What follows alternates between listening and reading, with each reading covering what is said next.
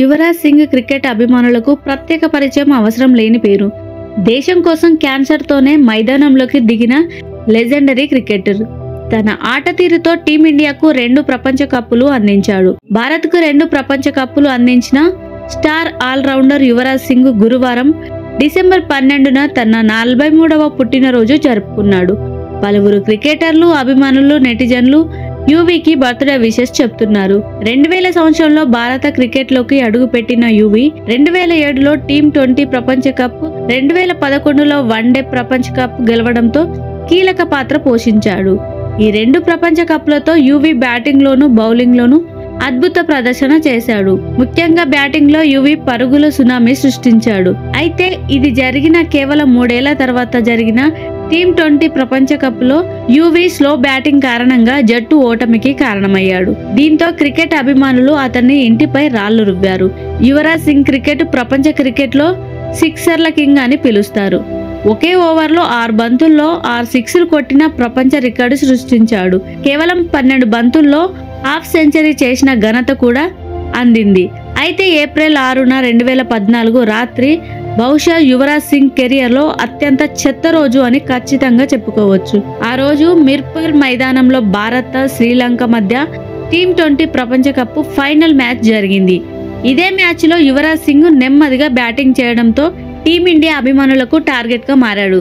T20 ఫార్మాట్లో సిక్సర్లు, బౌండరీలు వర్షం కురిపిస్తున్న యువరాజ్ సింగ్ శ్రీలంకతో జరిగిన ఫైనల్ మ్యాచ్లో 21 బంతులు మాత్రమే ఆడి 52.38 స్ట్రైక్ రేట్తో 11 పరుగులు మాత్రమే చేశాడు.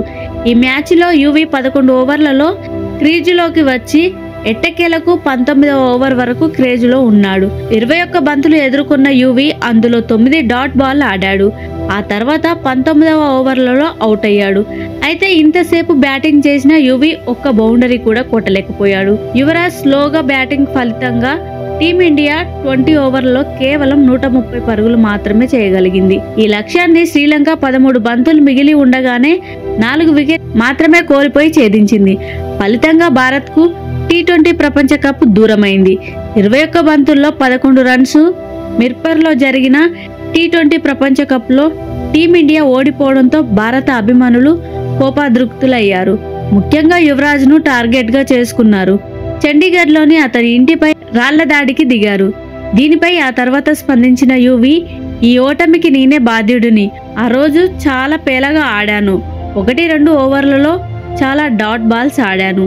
ఆ రోజు మలింగ బాగా బౌలింగ్ చేశాడు. ఎంఎస్ ధోని, విరాట్ కోహ్లీ కూడా అతన్ని సరిగ్గా ఆడలేకపోయారు. నేను పేలగా ఆడానని నేనే ఒప్పుకుంటున్నాను. దురదృష్టవశాత్తు అది టీ20 ప్రపంచ కప్ ఫైనల్. మరే మ్యాచ్లోనూ జరిగి ఉంటే ఇలా జరిగేది కాదు. దీంతో చాలా మంది నాతో మాట్లాడడం మానేశారు. ఎయిర్పోర్ట్లో మీడియా నాపై అరిచింది. నా ఇంటిపై రాళ్లతో దాడి చేశారు. ఆ రోజు ఇంటికి చేరుకున్నాను. నేను సిక్సర్లు కొట్టిన ఆ బ్యాట్ వైపు చూస్తున్నాను. నేను దానిపై నా ఇండియా క్యాప్ను కూడా చూస్తున్నాను.